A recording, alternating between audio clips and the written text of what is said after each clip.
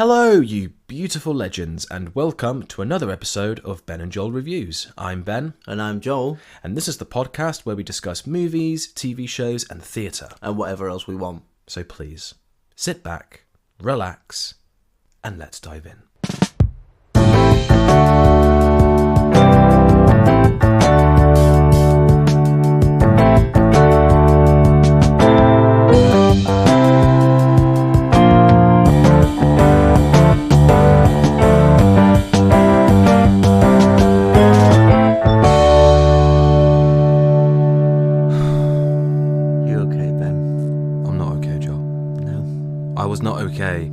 When we had to make the very difficult decision to make a part 2 for this, I don't even know how to describe it, this demon from hell that people call a film. Mm-hmm.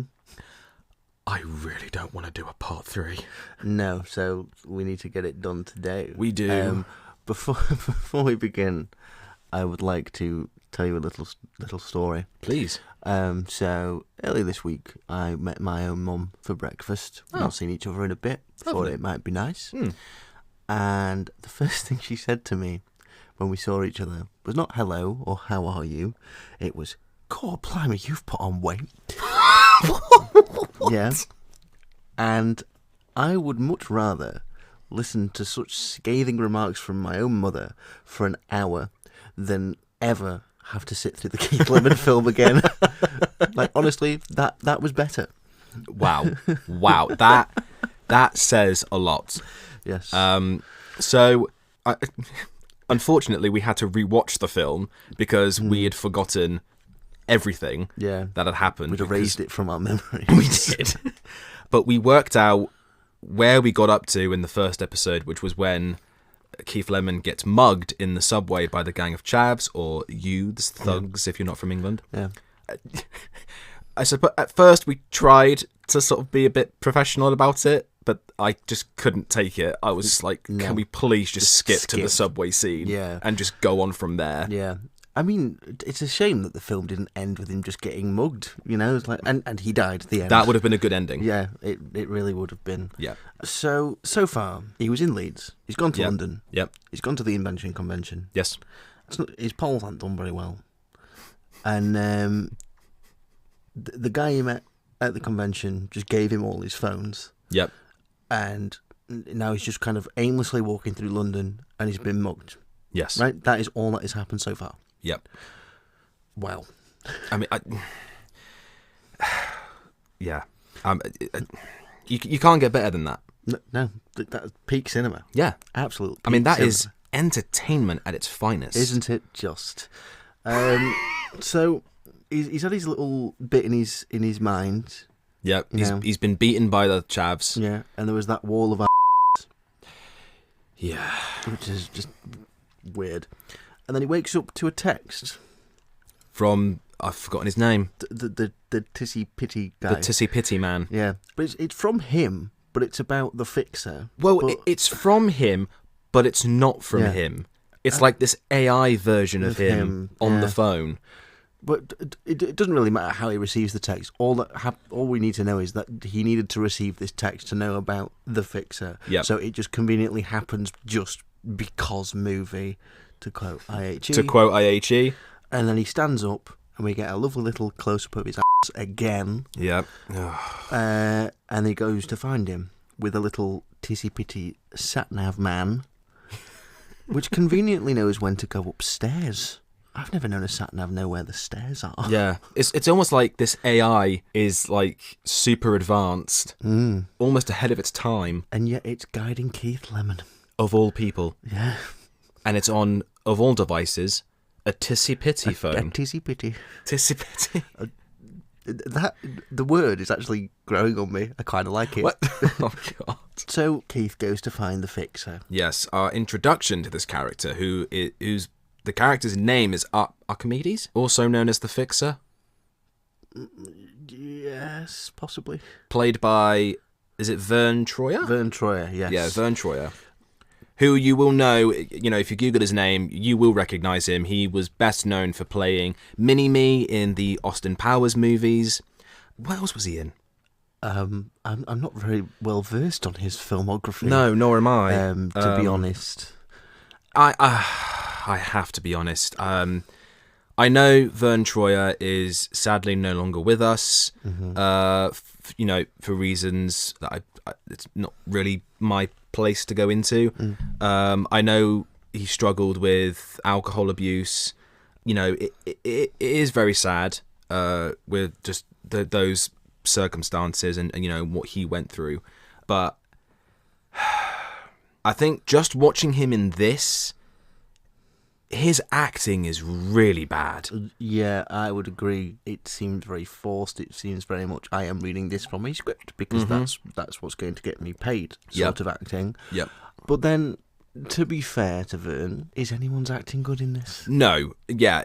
Everyone in this film is absolutely dreadful. But then we were talking about this the other day, about Vern Troyer being in the Austin Powers movies, and you said to me, but he's in those movies, and those movies are good. And I said, but he doesn't have any dialogue in it. Yeah, and it suddenly dawned on me that no, he does not.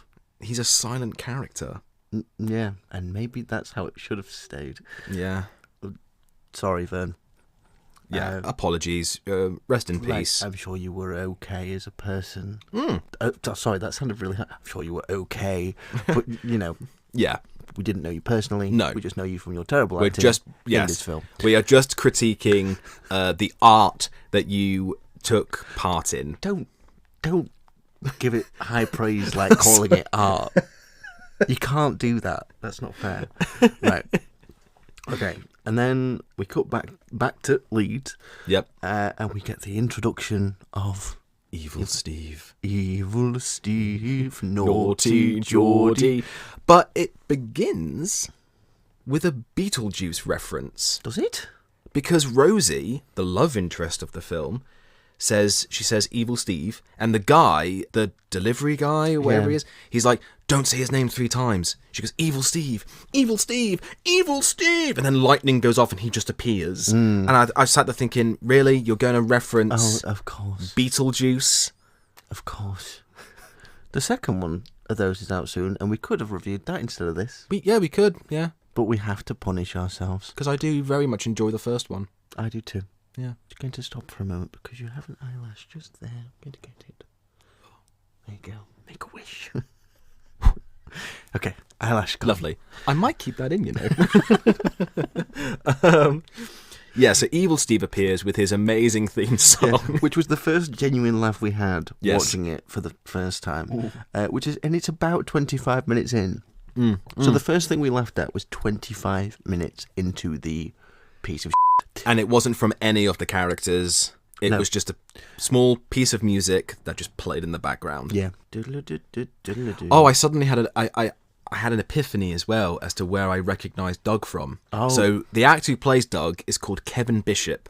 And when I was talking about in the previous episode that I'd seen him in Better Things, he played Jim Hawkins in Muppets Treasure Island.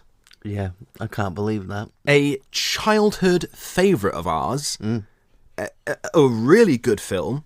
And Kevin Bishop was very good in it, alongside Tim Curry and all the other Muppet characters. And then he went on to play Doug in Keith Lemon the film. I mean, that is just taking a dip. Yeah, I assume we did it for the money. I think everybody did this for a check. It wouldn't surprise me in the slightest. And they keep making reference to, like Keith's not here to do anything and he's down in London. And they keep making references to London being filled with gay terrorists. Yeah. Which is just not a funny joke. No, it's not. It's not funny. It's dated. It's homophobic. It is kind of racist. Mm-hmm. And it's just not funny. And it crops up again later, but we'll get to that. And I just that's you set up and pay off to a quote unquote joke. Yeah. That's the bar for the humour. Right, okay, cool. Love that. They use a very good song in this. I Need Dollars by Aloe Black. A song I very much enjoy. And I just thought, wow, you have done this song dirty by putting it in this film. Yeah. Anything's done dirty by appearing in this film, to be honest. Yeah. And so now we cut back to Keith Lemon, and he's brainstorming with the fixer about what to do to make his millions. Yeah. And he just remembers about the phones, the tissy pitty phones. Yeah. And just I know that the guy gave him the phones, but he's like, well, yeah, I'm just going to take this idea and just say it's mine. Bit rude. Yeah. And so they go to see, of all people, David Hasselhoff. Because I mean, David Hasselhoff, love him, hate him. This man has been in some really interesting stuff. yeah, his career is quite ludicrous. Yeah, because he was best known for being in Baywatch, and then they started casting him in movies. He was in Anaconda 3. Oh, my brain can't think of the title. The one with the car, the talking car. The talking car. Yeah, night something. Oh, I know what you mean. Yeah, Google is our friend. He was also in the SpongeBob SquarePants movie as himself. He was in Piranha 3 Double D. Wow. And then he was in this. And I'm pretty sure he was in a Broadway production of Jekyll and Hyde. He was on Broadway? Yeah, and he played Dr. Jekyll and Mr. Hyde. Oh dear. I don't imagine that being very good, to be honest. No. Well, I don't dislike David Hasselhoff, but I don't like him either. I'm indifferent to the Hoff.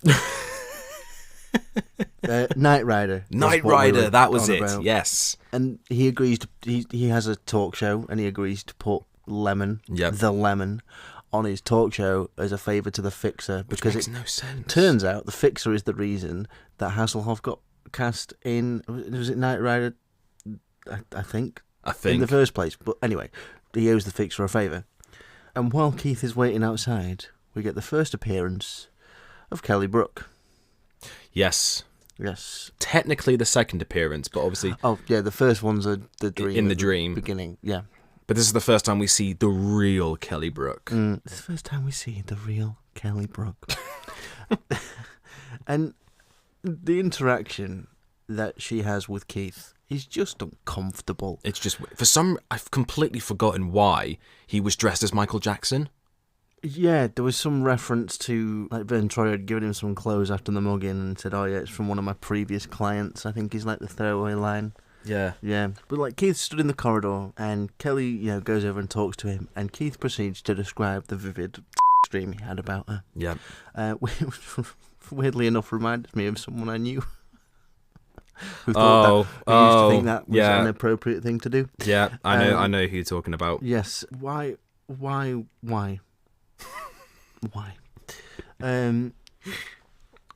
Just hated that.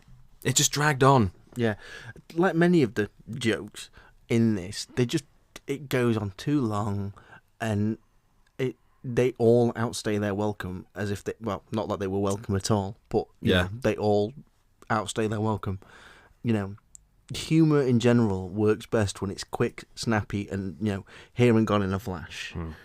And this just drags it out and just beats that horse for whatever they can mine out of it. Yeah. I thought it was interesting that Hasselhoff plays a perverted talk show host.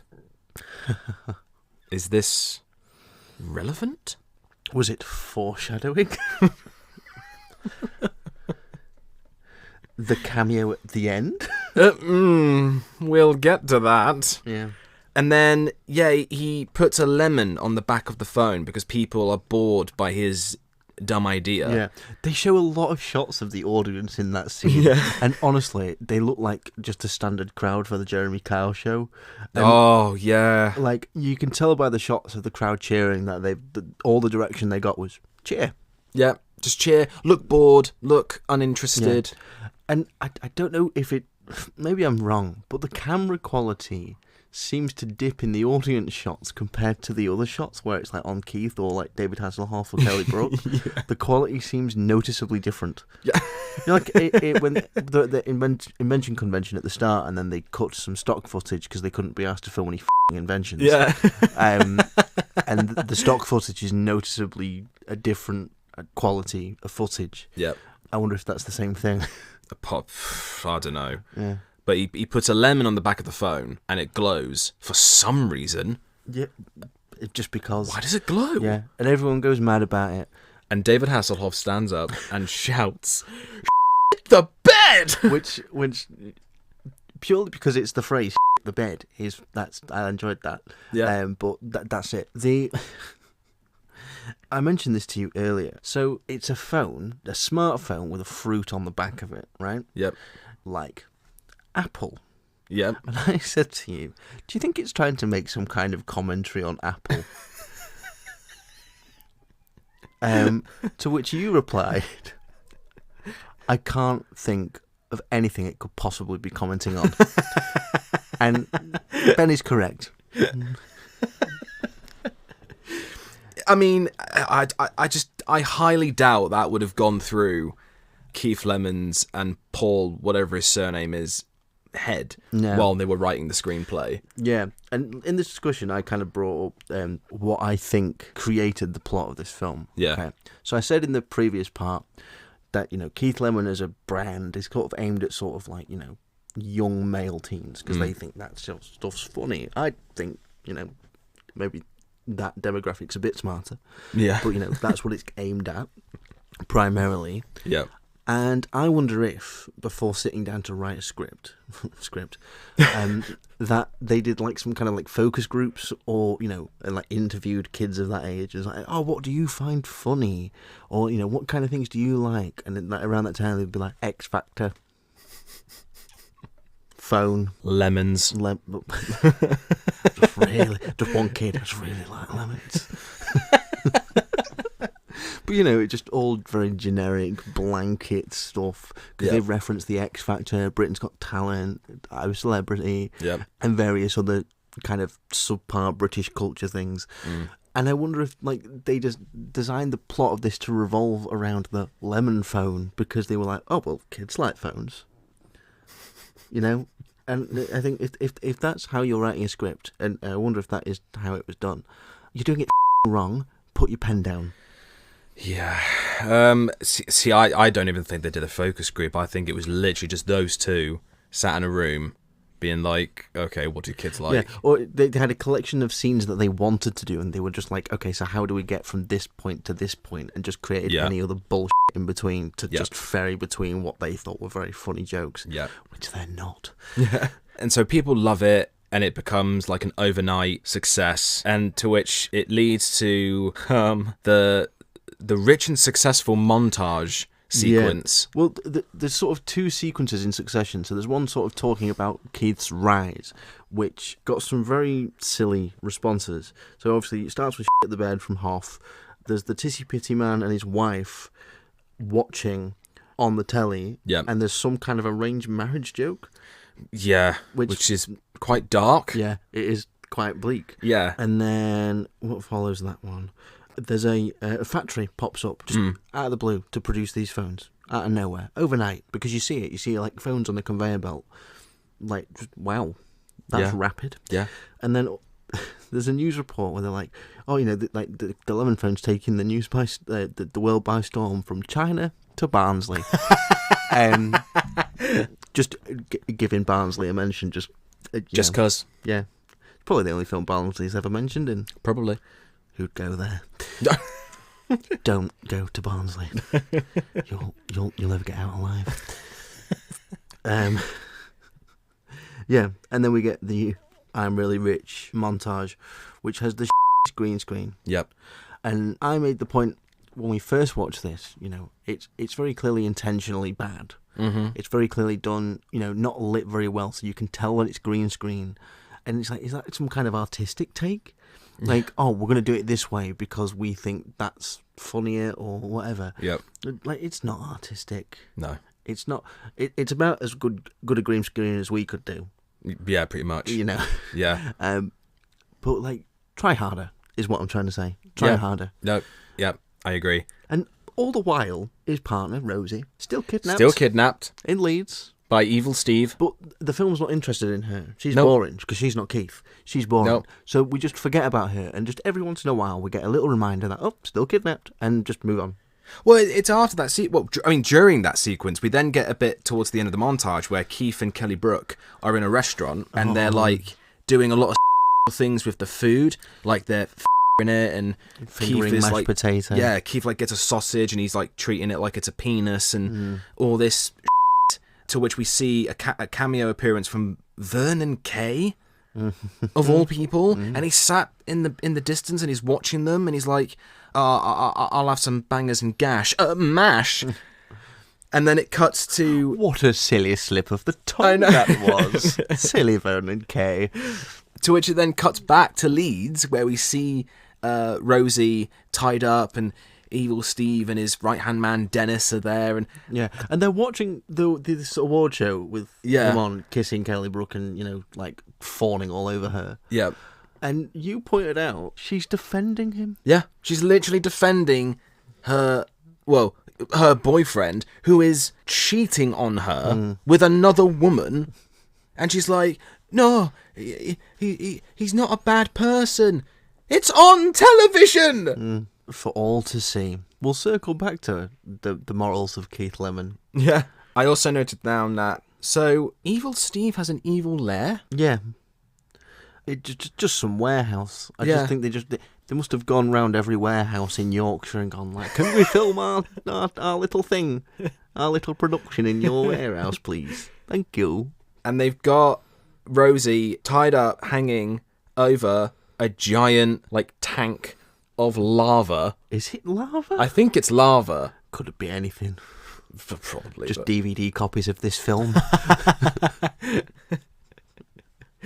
To which I also put, Evil Steve needs to go to prison for kidnapping and attempted murder. Yeah, like his actions are also pretty bleak. Which, the film doesn't really acknowledge or bat an eyelid at. No, like, oh no, he's the evil villain. He must be stopped just by getting knocked out at the end. No, call the police. This man is not mentally stable. Yeah. Oh god, the hot tub scene. Yeah, so we get to the hot tub scene where Keith is counting his money, and Vern Troyer is like, "You're letting all this money go to your head," and Keith's like, "No, I'm not." Whatever. The general. Yep. Kelly Brook walks in. Keith shoos Vern away, and ensues the worst part of this film. Yeah. By far. When we watched it the first time, halfway through this scene, Ben paused. We sat in silence for a bit, and then Ben said, "Where did it all go wrong? What have we done to deserve this?" Would you care to describe the scene? So, Kelly Brook's like, Keith, I really want to talk to you, and she removes her robes, and she's just wearing a bra and her knickers, and Keith Lemon like runs over to her, and they're like, they don't even touch each other. They're just staring at each other, making a lot of noises. Yeah, I think the most contact they have is Keith might suck on her finger. Yeah, to which then she removes her knickers and then removes her bra, and Keith is obviously staring at her breasts, to which he begins to... he begins to viciously... covering himself. Not a drop of it goes on Kelly Brook. I wouldn't be surprised if she put that in her contract. But what, don't cover me Yeah. I'm going to put that in all future contracts. Not even for like acting. Like if I'm like, I don't know, buying a car. Just don't cover me in The car salesman's just staring at it. When will that ever happen? You don't know what kind of traffic accidents you might get in. You'll be surprised these days. So it's very obviously a premature joke because they don't actually have any physical contact. Because she looks at him when it happens with kind of like actual disgust, which is the right reaction. Not to premature as a concept, but just to Keith Lemon. Yeah. I knew it was going to happen. I knew it was coming. Yep. I was not surprised by it at all, and it wasn't funny. No, it wasn't. It then cuts to a scene where Douglas is getting on a bus, and he's constantly asking people, "Hello, my name's Douglas. I'm going to London. Where are you going?" Yeah. Reminds me of one of my regulars. Down at your muggle job. Yeah, you get no more information than that.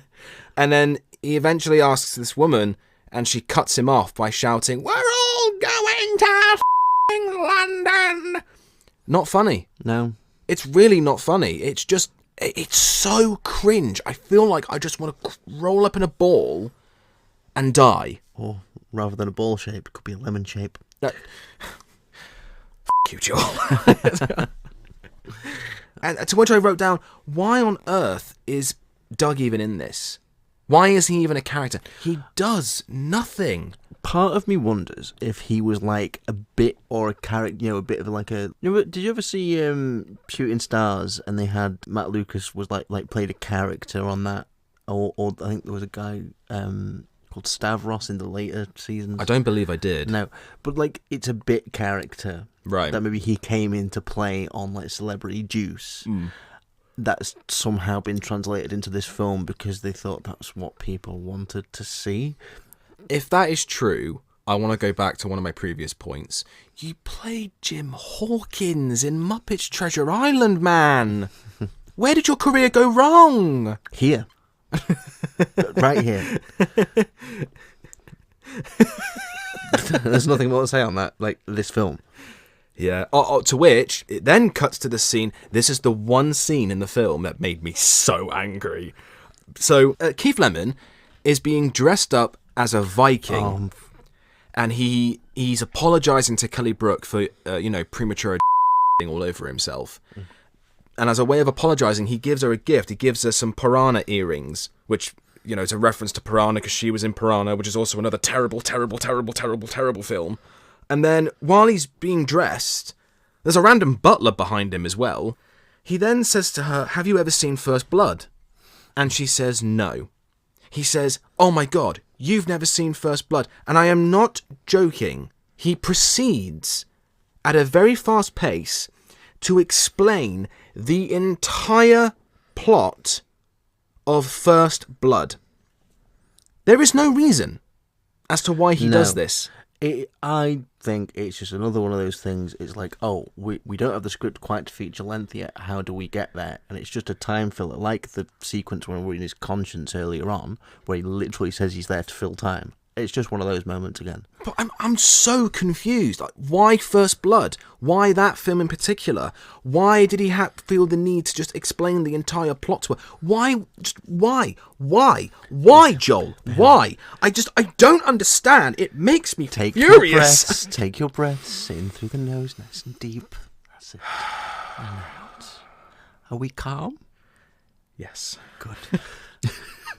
It's just so stupid. No, I know it is. It's ridiculous. I also think when you're asking why First Blood, you're thinking too deeply. They probably just picked it arbitrarily.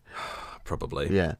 I actually quoted Joel after watching this scene, and I looked over at him and I said, "I can see the life draining from your eyes." To which Joel just looked down and said, "The joy is gone." It really had. There was just no hope. No hope left. I want to sort of like skim through these because I'm keeping track of time. Yeah. And I really don't want to do a part 3 to this. We want this to be over. And yeah, these points are just not important to really delve deep in. There's a whole list of cameos who make appearances in this. Rizzle Kicks, Chris Moyles, Peter Andre, Jason Donovan, ginod'acampo, Tinchy Strider, Denise Van Outen, Ronan Keating, Fern Cotton, Holly Willoughby. I'm sure there's another one, but probably a bunch of other. Most likely, yes. Oh, and then there's a bunch of trumpeters. Oh my God! Right. And there's this really small one who's like he's blowing in his trumpet. Sorry, that sounded a bit wrong. He's blowing in his trumpet, and he looks sort of really down and really upset. And to which I turned to you and I went, what's his story? Probably more interesting than this film. Probably. I just kind of rattled through my notes Billy here. Ocean.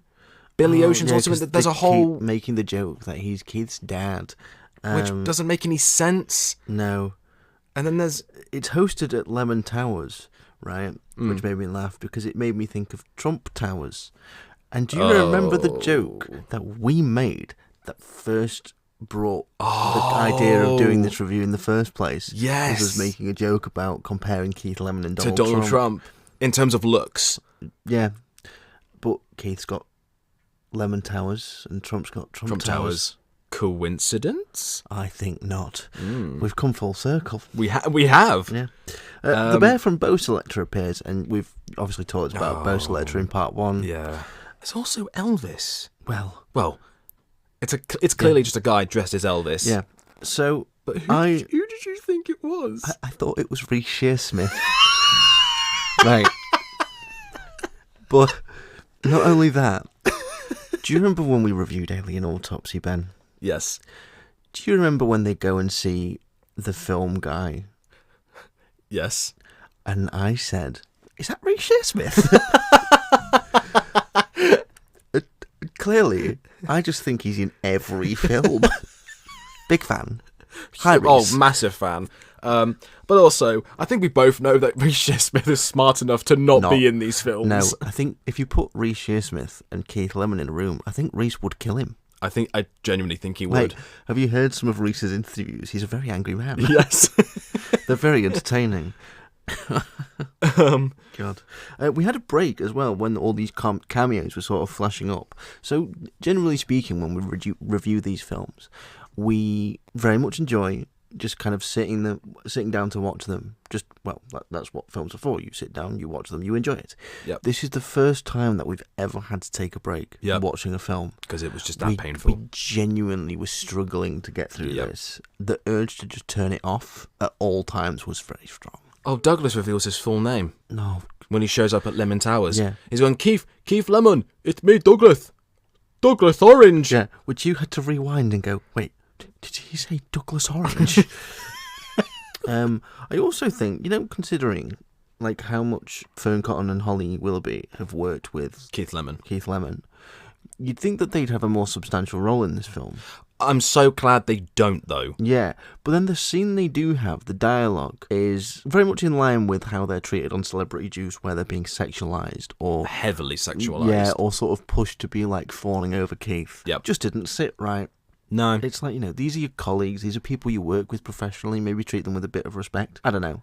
Maybe they're in on the joke, but I don't think so. I don't think they had a hand in reading the script. They were just told to say the lines. And I think with stuff that's happened recently, with Holly Willoughby, Philip Schofield, who cares? Yeah. Let's not get into that. No, because last time we said let's not get into that, we ended up reviewing this film. Yeah. Oh, yeah, so Douglas is trying to convince Keith to come back to Leeds to help Rosie and basically get everything back on track. But Keith is like, I don't know who you are. Get out of here. I don't know her, Rosie. There's only one woman in my life, and that's Kelly Brook. And Doug's like, you used to be my friend. You used to be my brother. And then he rips his wig off, and this is basically the sad moment in the film. Yeah. Wow. Much sad. You can tell by the tone of our voices that we just don't care. No, this is an absolute travesty.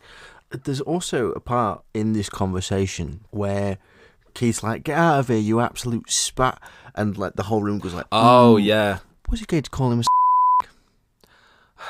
Because, one, just saying it outright, not funny. Also, pretending like you're going to and then everyone's very, ashamed. Still not funny. We're going to have to bleep that, because obviously that is not a word that can be allowed. Yeah. If you watch the film, well, firstly, what are you doing? But secondly, you'll know what word it is. Yes. It's very derogatory to people with disabilities. I don't like it. Nor do I. Really distasteful. Yes. Poor. So they've offended, the whole sort of gay terrorist thing about, Londoners. So, there's that. Yep. And now there's disabled jokes as well. It's like, Yes. okay, nice. So Doug eventually leaves, to which the fixer also leaves, because the fixer's like, I'm done fixing you. I'd rather kill myself than hang out with a stupid piece of shit like you. And they leave. You got angry at that. Did I get angry at that? Yeah, the sort of the bit where like he's like, well, go, I don't care, or whatever. I don't remember what he says, but I remember you getting angry and literally just going, grrr, like audibly. I think it was because of the moment afterwards where he like looks at Kelly Brook, and what is it? He says, "I'll let you in my ass," and then and everyone's like, "Oh," and I'm sad. They're like, "It's not funny." You were very upset. Yeah. And then it cuts to Keith Lemon and Kelly Brook singing a song together. Keith Lemon is just bad, but then when Kelly Brook sings, it's very clearly not her voice. It's so obviously someone else's. Yeah. And then, like, the news suddenly crops in. We interrupt this programme, and I'm thinking, wait, was that party being televised? Yeah, with so many different angles that so happen to correspond with the film. That's something that really bugs me, is like when films and TV shows, shoot something and then need a news report on that thing, and then just use the same footage, so it's the same shots. It's not set up like it's supposed to be a new. I don't know why I'm trying to nitpick, because why would it even think about that? No. But pet peeve. Don't like it. And the news reporter is saying that there's a side effect now from the Keith Lemon phone, and it causes wonky mouth. They had to call it something silly because they probably couldn't say anything legitimate. There's only one thing I can compare this to. Go on. My best friend's a zombie. Oh, God. Okay. To which, now, for any new listeners, right, that was a script I wrote back when John and I were at university. It was a terrible script. By far the worst thing I have ever written. Okay? The plot of that play, quotation marks, play. Wait, I'm going to just stop you and give you some credit. It's better than this. Do you really think that? Yeah. Okay. Well, thank you. It's about a group of friends who buy some weed off of their dealer, but it's a new brand that's never been tried before. And when they take it, one of them reacts badly to it and turns into a zombie.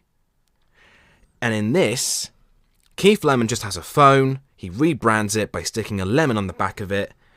It becomes an overnight success, but then it causes everyone who uses the phone to have a wonky mouth. These plots are so and make absolutely no sense. In fact, you know what? I was going to hide this, but no. That was a burp, because that is what this film deserves. Yes, this film deserves to be burped in the face, because it is just so bad. You're getting very, very emphatic. Do you need to do your breathing again? I think I need to go to therapy after this. Paddy McGuinness walks back in. Oh, yeah. With his mum, and she's got wonky mouth. She's got wonky mouth. Yeah. And they make some very, very ham-fisted reference to Paddy McGuinness's show "Take Me Out." Yep. Where it makes some kind of reference to no likey, you wonky. Yeah. Ugh. I don't likey this film. No. And then, to make it even worse, he then looks at the camera and says, "I'll see you in the sequel." The fact that they even thought that there was even a possibility of a sequel being made. What would they do? Would he be selling laptops in the next one? But guess what? It's got a lemon on back. Keith Lemon 2. It's personal this time, innit? It was personal this time. I need to watch it. I feel personally offended by the fact that it exists, Ben. So they all get wonky mouth. And Kelly, you made a really good comment here. So Kelly Brook and this army of women are trying to find Keith Lemon to kill him. And to which you said, why aren't they going to a hospital to see if they can get this sorted out? Yeah. They've just found out that they've got this very severe symptom from using these phones. If that was me in that scenario, I'd be like, I want to seek medical attention. Not, I'm going to join this angry mob. No. Get out your pitchforks. We've all got wonky mouth. Just stupid. But it has to happen because it has to raise the tension to this peak. Like, like peaks in films. Like, there's like some films literally anything like by Christopher Nolan, say, or Steven Spielberg. Yep. Their peaks in their films are like Everest, like really cool, high stakes, really exciting. This is like a bumping road. This is like finding like a little piece of I don't know, like gunk or rust at the bottom of a barrel. Yeah, that's the peak. This is the kind of film you find at the bottom of a bargain bin at Home Bargains. Yeah. Well, I did find it in a charity shop. You did. I paid too much for it. We discovered as well, which is which is really saddening. So the label on the disc, it said it was £1, but there was clearly a label underneath, and we decided to investigate, and it was originally selling for 25p. 25p, and I paid £1 for it. Oh, you were robbed. I could have got a Freddo for that, and I'd have enjoyed that a lot more. Yep. There's also. So in this angry mob moment, Vern Troyer is just sat on the sign for Lemon Towers, and you were like, didn't he leave? Yeah, well, how did he get there? It doesn't matter how. Yeah. He's just there because he's really integral to the story. And to this moment in particular. And obviously, we as we all know, the story of this film is very rich and poignant. Of course. And then Kelly Brook busts through the door. Here's Kelly. Oh no. Makes a Shining reference. Don't drag such an amazing film into your dog shit. No. And I mentioned in the Friday the 13th Part 3 review that The Shining made a genius reference to Nosferatu, in which you see Wendy, which is the character's name, because I forgot the character's name. Wendy is walking upstairs with a kitchen knife, and you see her shadow very emphasised on the wall, which is referencing Nosferatu when you see Count Orlok's shadow emphasised on the wall as he's going up the stairs. That is a genius reference. It is beautiful. Just having a character in this burst through a door going, "It's Kelly, and she's got wonky mouth." It's not clever. It's not beautiful. It is not poetic. It is just dumb. No, it's just dumb. I don't think Benoit Blanc would like this film. No. Also, suddenly Keith remembers there's a writing term, the Dark Night of the Soul, which Keith has now stood at the top of Lemon Towers, where he suddenly remembers Rosie. It's like, oh wait, he's been having this party that we've been watching for about 20 to 30 minutes. Yep.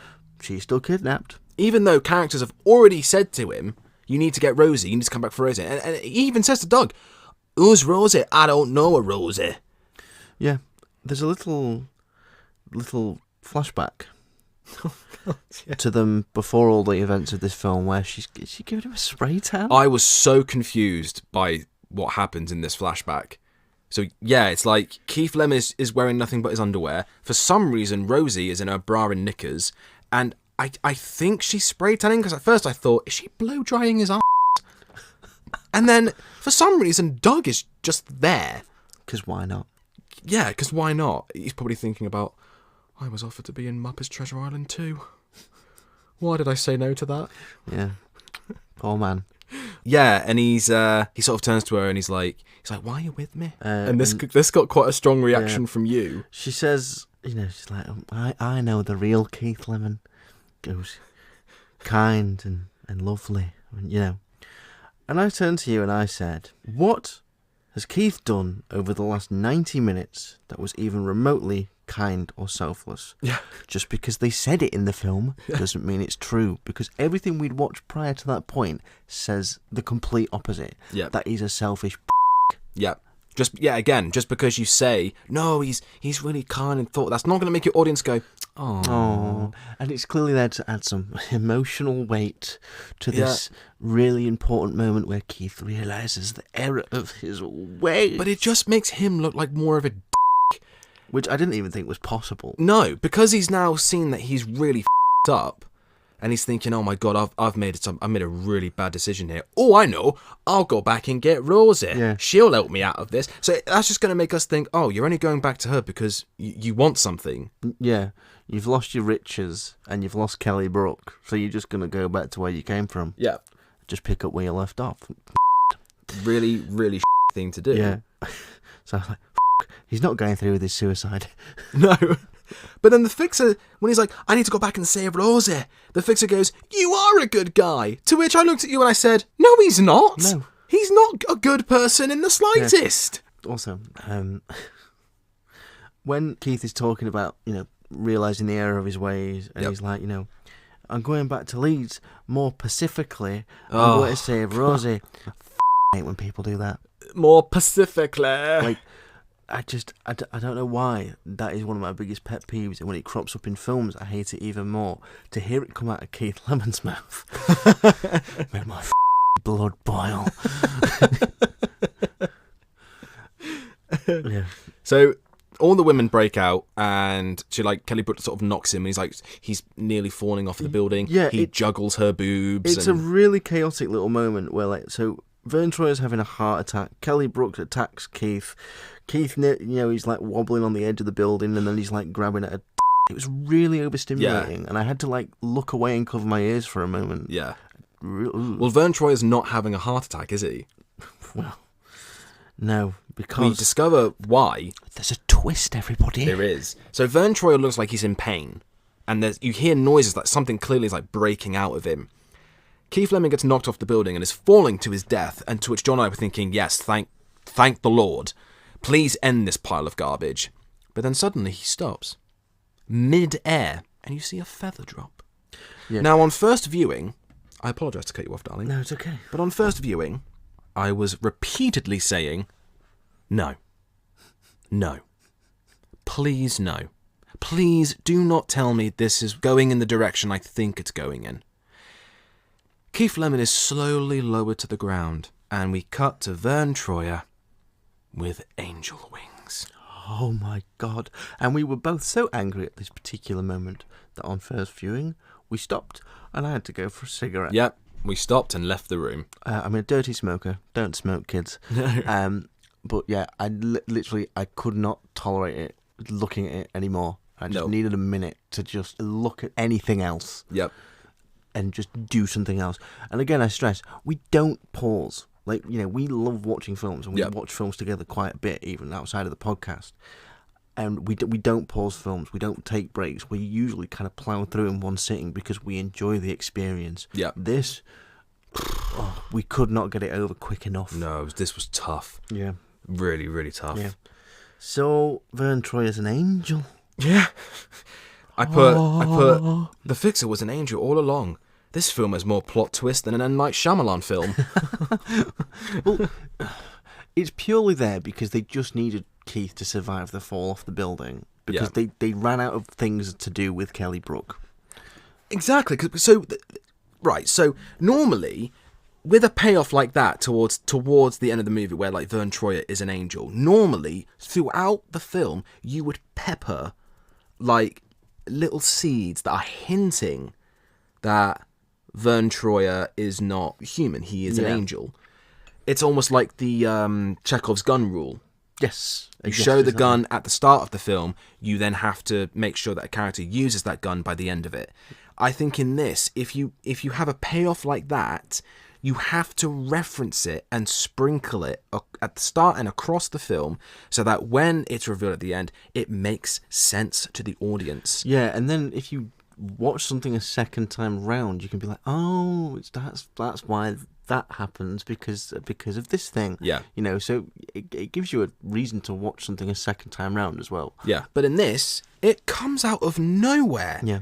There's no build-up. There's no hint. There's no reference. There's no sprinkling. Nothing is peppered. There's no sprinkling. Nothing is peppered. This film is so bland.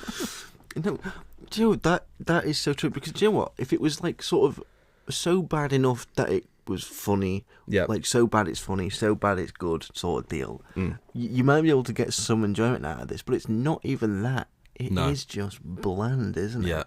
like Keith Lemon as a person. Mm. Yeah. Yeah.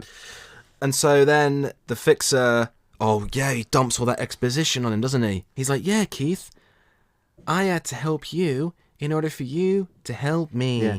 This concept came out of nowhere, so now I'm explaining it to Keith so that you understand as an audience. It's just, Yeah. oh, God. Also, in this moment, I don't know if Keith and Vern were together when they shot this. Maybe they did use body doubles, because Keith's eyeline does not match where Vern would be standing. No.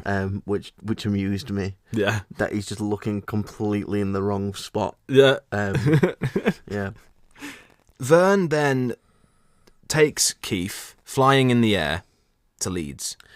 His wings don't even flap. No. You said this, that this is clearly the only reason why they made Vern an angel, was just so he could transport Keith from London to Leeds at a pretty quick pace. Yeah. It's just another one of those things. It's just we need this to happen because it's a vessel to get from joke to joke. Yep. It's so dumb. That's not how you write things. No. This script was so lazy. Yeah.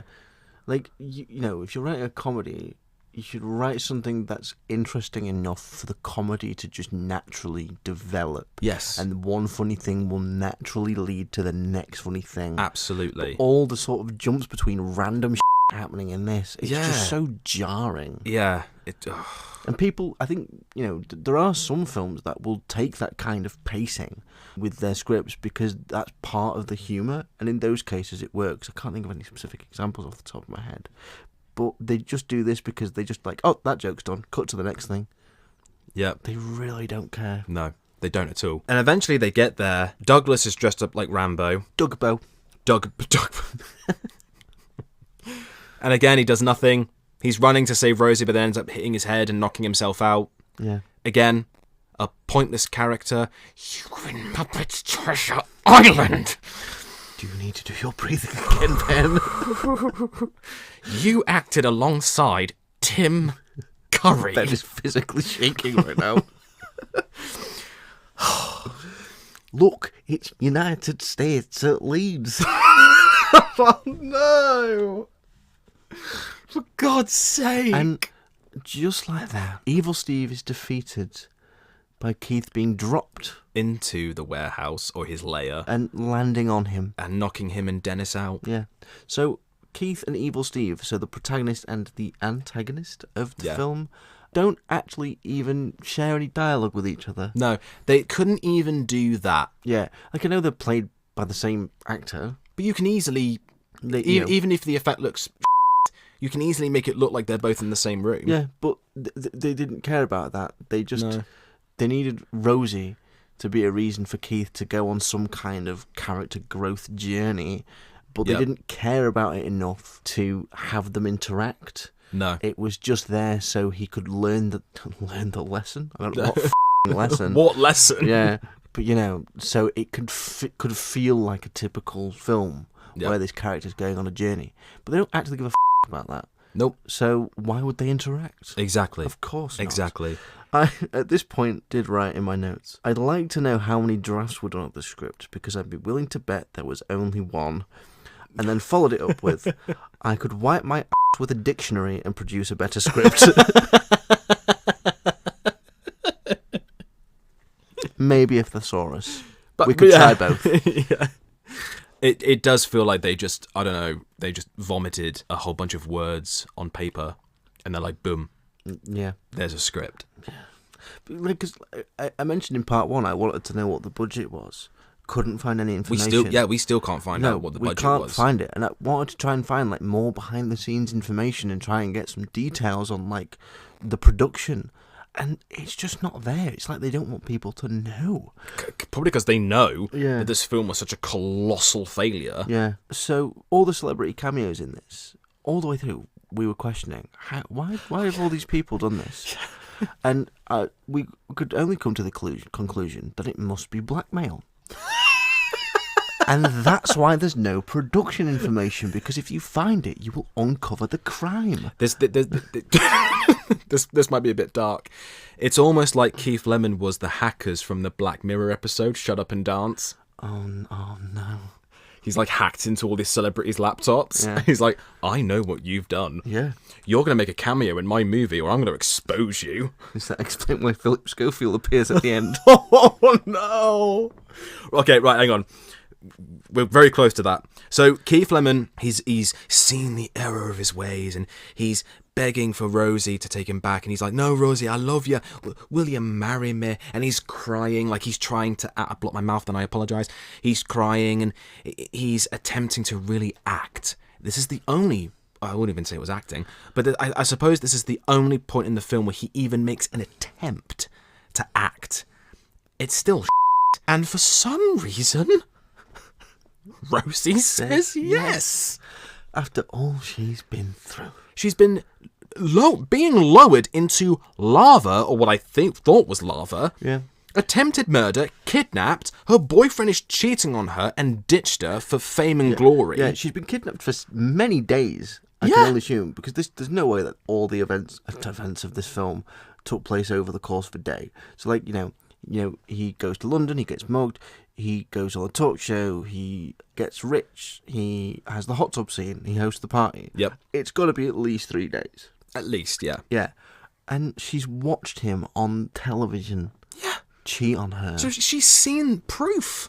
But she knows that he's a kind, lovely man, Ben. She has been through physical, mental, and emotional abuse.